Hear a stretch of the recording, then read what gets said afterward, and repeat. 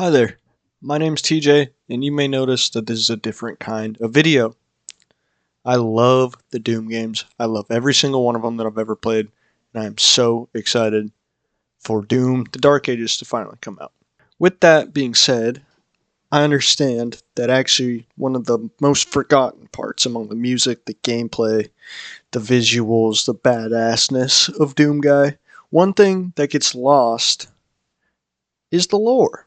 The lore was criticized by some. It's long, it's not direct. Even on the internet, you can't really find a direct one. And I noticed that in watching videos, like the most popular ones you'll find, if you just look up Doom lore timeline, they miss out on very important parts, including potentially the Bible of the entire Doom series, or the lies and deceit, or why motivations happened. And so there's a lot of stuff, and I'm just going to avoid talking about what we can see in the recent games 2016 and Eternal. And we're going to talk about the history of the lore, a little bit of stuff from the early Doom games 1, 2, 64, 3, all of those early ones, because they're relevant to the timeline, but we're going to talk about what happened definitely before Doom the Dark Ages, where Doom the Dark Ages could take place, and a little bit about what it could be about. Spoilers ahead, potentially for Doom the Dark Ages, let alone Eternal, 2016, and all the other Dooms.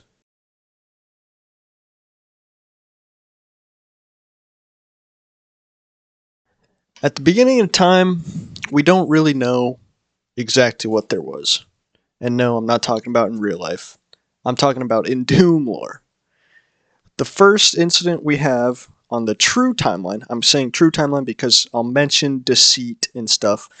There's eventually a cover-up of the true timeline. But the true timeline is that there's a being called Davoth.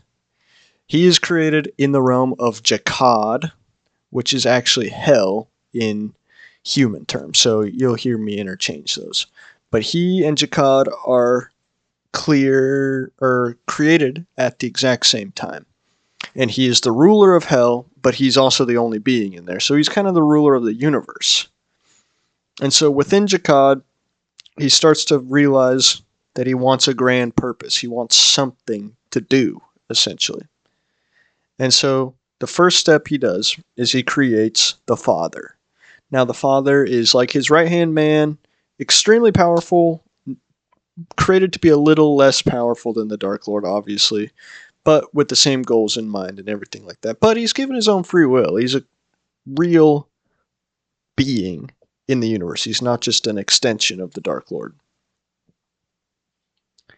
Then, presumably under the advising of the Father, Davoth creates the Maykrs. The Maykrs are basically angels. He also creates Urdok, which is essentially heaven, but it's also just the realm of the Maykrs. He makes them out of hell energy. He makes them his servants, essentially. And the reason he makes them is he wants to find the secret to immortality, because he wants to create life, but he's upset by his inability to create life that just goes away into nothingness after it dies, after a few years. And so then, somewhere in the universe, it's 100% unclear in Doom lore. I really scoured for it. If you know the real answer, please leave it in the comments. But beings called wraiths exist in the universe. They're even seen in the games. But they're very similar to the Maykrs, but they're definitely not Maykrs. But a giant thing carrying thousands of these powerful wraiths comes to the planet Argent Denur. Remember that name. It's extremely important. Argent Denur. But the wraiths come to this planet, and they're so powerful that they kind of just give life energy unintentionally, just by flying around the planet. They go in its oceans, its lands, its sky, and they create all kinds of beings. And they create two kinds of beings. They first create ancestrals.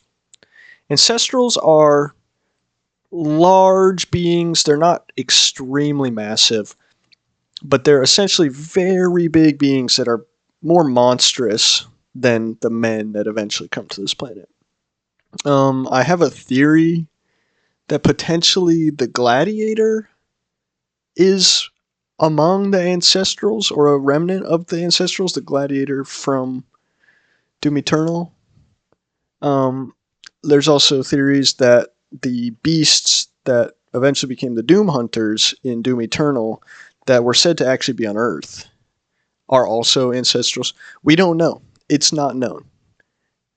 But ancestrals exist, and then they also create titans. Titans are absolutely huge. You see them in hell, everything like that. But it seems that they were actually on Argentinur made by the Wraiths first. So they're not actually a hell creation. We do see one in the Doom Eternal DLC.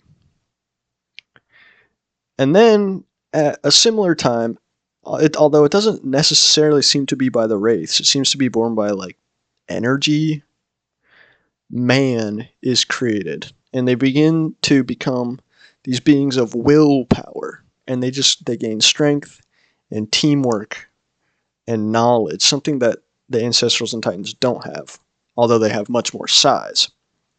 Eventually, banding together as kind of barbarians, they're not civilized at all at this point. They are able to beat, expel, and kill most of the ancestrals. Well, they expel all the ones that they don't kill. And eventually, there's not enough titans, and the titans are kind of in a sleep mode that man takes over Argentinur. Argentinur now is only animals and man. There's no more ancestrals. There's no more greater power other than man. So remember this.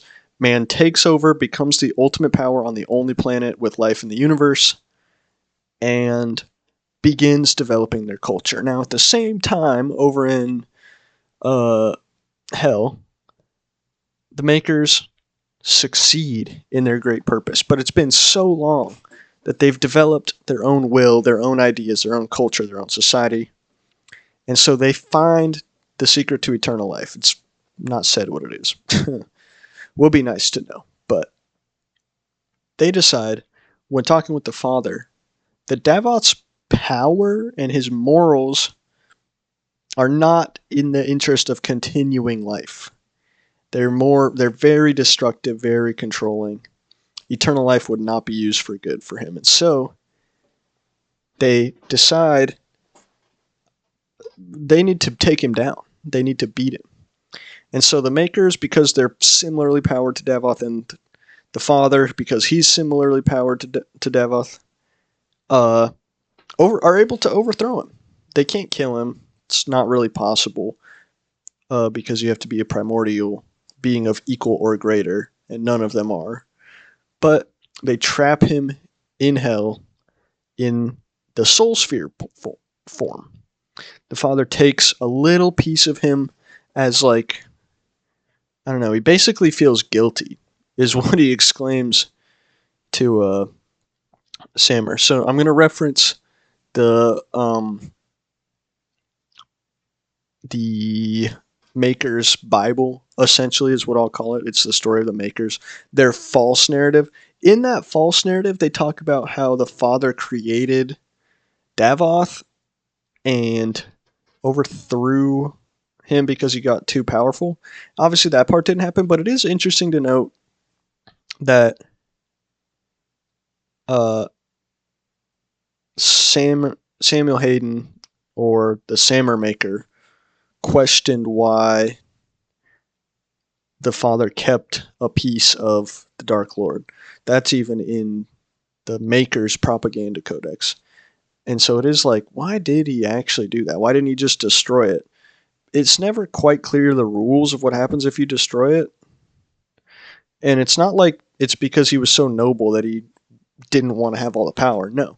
Because what really happens is after they overthrow Davoth, lock him in the soul sphere, the Father becomes the acting creator of the universe.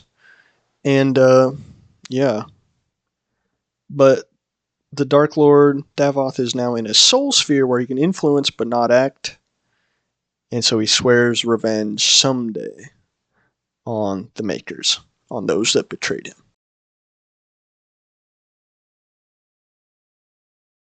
Now, the Maykrs find Argent Denur.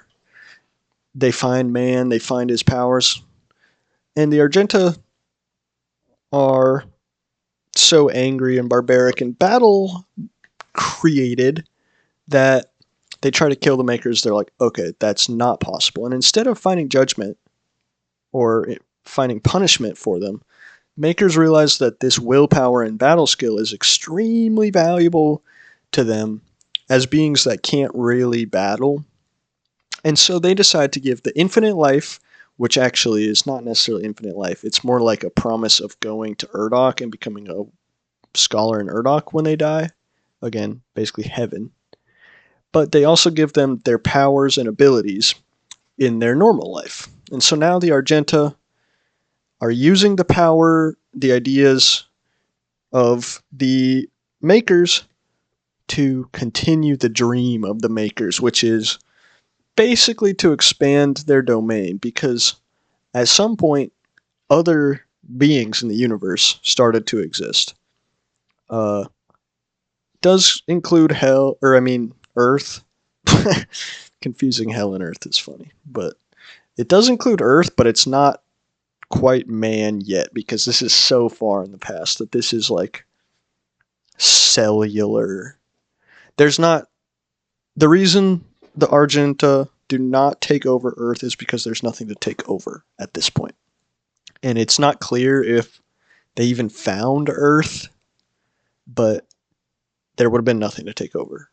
And so, like all the other planets in our solar system that don't have life on them, they just left it be. They take over all known life in the universe that they can find, that the Maykrs can see, and the Maykrs are all knowing, and make them all kneel to the Maykrs because of their power in battle. And then, as this is going on, as they're finishing the job of making all life submit to them, the Calm-Maker starts getting visions, and these visions are actually coming from Davoth, but the Maker has no idea. There's a prophecy that there will be someone that comes from within the Sentinel ranks of the Argenta and destroys all Maykrs and the Father and the civilization. Obviously, this freaks the Maker out because she's getting this vision.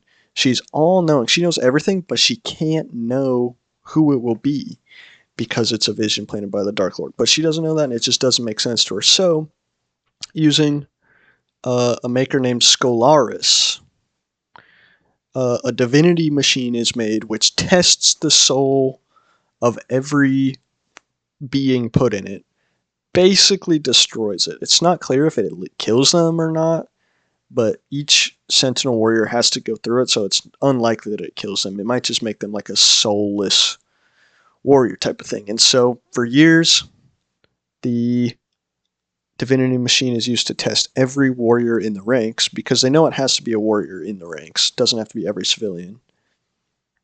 And eventually, after so long, because it goes on for potentially millions of years, potentially billions of years, there's not a super great timeline on how long before the story the divinity machine is created. Doesn't really matter, but they test them. They just can't find anybody, and basically everyone other than the priests and the Maykrs is like, okay, this is not a real prophecy.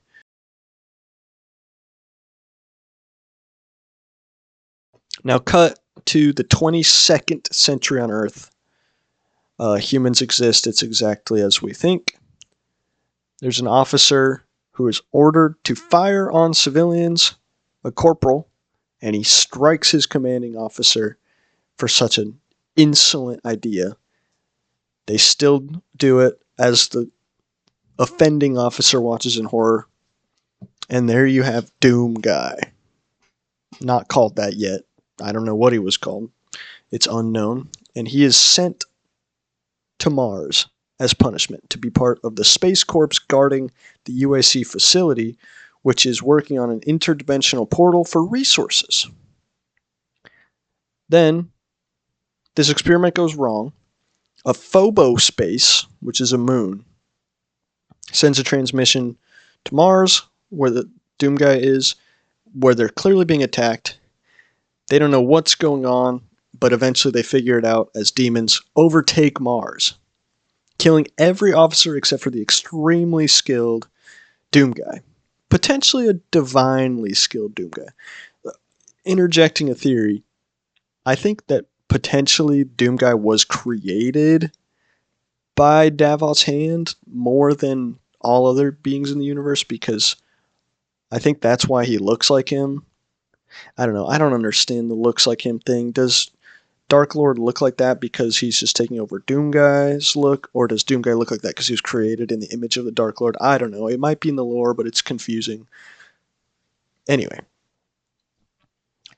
Doom Guy is able to survive and kill the demons that invaded Mars after the portal closes, but then he has to enter Hell. Basically, fighting on Hell, Mars, and Phobos, he is able to take out demons and kill the Spider Mastermind. He then uses a portal from Hell to Earth and sees that demons have been there and they've killed his family and his rabbit.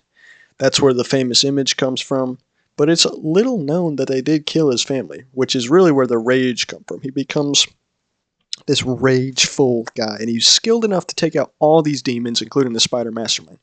And now he's mad. He has nothing to live for. He's mad. He's already become an insane warrior. By the way, we're at the point in the game where we're talking about game events. So if you want to play these, you can play the original Dooms. The timeline, I believe, is 1/3, because I think they cover the same events, 2, and then 64. And then it'll be Doom the Dark Ages. But anyway, Doom Guy is going to go back into Hell and kill another massive demon, which cuts Hell's access to Earth. He comes back and he's celebrated as humans try to rebuild. And the rebuild kind of works because they build a safety protocol, the population increases. The safety protocols work until they detect another huge demon who appears to have rejuvenation and revival powers, enough to bring back the armies of Hell to take over Earth again. So now Doom Guy, kind of the last warrior on Earth, and obviously his experience with all that stuff, has to go back into Hell again, where he fights and kills a demon called the Mother Demon. But at this point, demons aren't dead. They can't go on Earth. They can't go on Mars. He has nothing to live for. The portal's closed. It would be really hard to get back to Earth. He doesn't want to. He's so traumatized that he can only say rip and tear and kill and demons and blood and monsters and stuff like that. And he just kills and kills. And he spends probably a couple of years. It doesn't make sense scientifically to spend years killing demons unless he's eating their blood. But that's a pretty metal thing. So he either survives by eating demons or he's only there for a little while, where this is potentially where Doom the Dark Ages starts. Is all of that leads up to potentially the start of Doom the Dark Ages. So I'm going to say potential spoilers going forward for Doom the Dark Ages.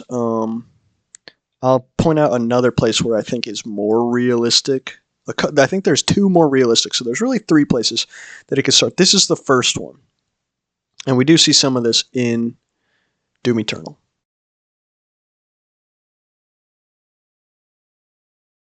But again, spoiler alert, potentially. He's going to find a portal or be found in Hell because they're, I don't know, probably more like somehow he stumbles into Argentinur.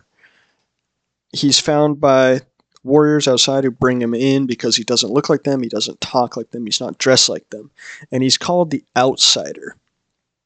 He is found by the priests who look him over and he's like, rip and tear, and he's like, so much blood, and he's saying things like that They can't understand him even though he is speaking English, I guess, by some divine coincidence, or they can understand him. You know, games. But they put him in the arena just as they do all outsiders because they like to do a little show for people. And they give the winner an opportunity to be a foot soldier for the Sentinels. Doom Guy, skilled as he is, he's only killed every major demon and thousands of demons and a lot of people probably in the military. Is able to win the gladiator arena despite potentially mortal wounds, and his anger and everything just compels him. He just beats everybody up. And so he's given the opportunity of a foot soldier the next time there's a necessary war. Until then, he's basically made a prisoner. But they do test him because they're interested to kind of see where he's from, and all the time he's just like, demons, blood, and he's clearly talking about some force that they don't understand, and he's honestly warning them, but they don't listen to him. They think he's probably just crazy. And then all of a sudden, during the reign of King Novik? Yeah, King Novik. During the reign of King Novik, the demons invade. The demons start attacking them, and the Argenta have kind of grown soft because they haven't lost in so long. So suddenly they start losing on their own lines. They're like, oh boy. And so they start kind of retreating and just giving bodies after bodies to die just to keep Argentinur alive while they work on a solution with the Maykrs and priests. Hi, I'm editing right now, and I go over it in a second, but I just wanted to point out that I think this is the next part that Doom the Dark Ages could take over. So potential spoilers here. I think it makes sense that Doom Guy's first ever battle versus the demons would be the starting point of Doom the Dark Ages. Just wanted to say that. Back to the video. And so eventually they kind of figure out how to like battle the demons, and they send battalions into hell to uncover the power source to see if they can stop it or harness it or something like that. And that includes the foot soldiers, which includes Doom Guy, the outsider. And so he's back in hell working with the Sentinels in front.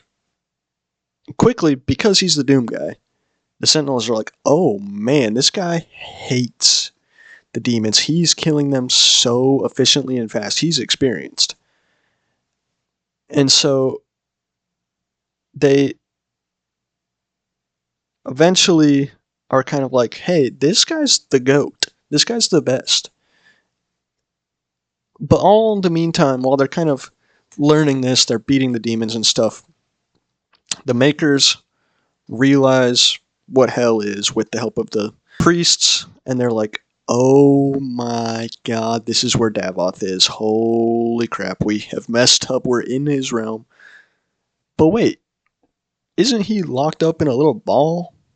Yes, he is. And so essentially, they're able to use hell's power to their advantage. And so they start beating the crap out of the demons. They start being the most powerful force in the world, and they have infinite power to power the infinite life. At some point, the infinite life thing that they worked so hard on, they needed power, and they were kind of running out of it. And potentially souls, because they are demons technically, because they were created by Davoth. Whatever. It's a whole thing that I don't really understand. By the way, I just realized I forgot to say that I think another spoiler warning was in place once the Argenta go into hell with Doom Guy there, because I think it makes sense that Doom the Dark Ages would start in the first battles of hell as they go to find the energy, and he's a foot soldier, making his name and earning his place in the Argenta. So anyway, the Maykrs are now in possession of power of hell, but it's also corrupting them. It's turning the Dag, which is the order of priests, into hell priests. It's turning the Maykrs evil, making their visions worse, and everything like that. And now the Dark Lord is kind of completely in their heads. He's really taking it over. He's making the Maykrs greedier and greedier, which will ultimately lead to their downfall in Doom Eternal. And he's making Sam or Maker have these visions.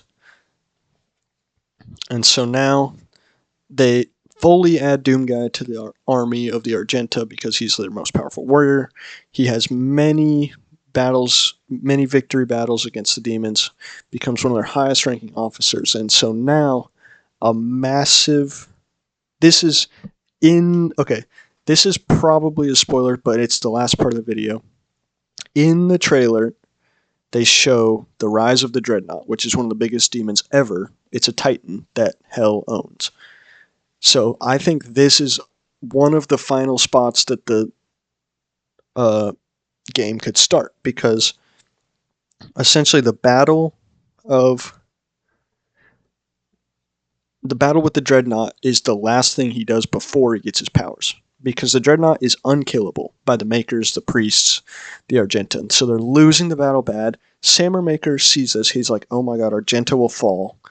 And he also is getting these visions from the Dark Lord that the Maykrs will lead them to failure.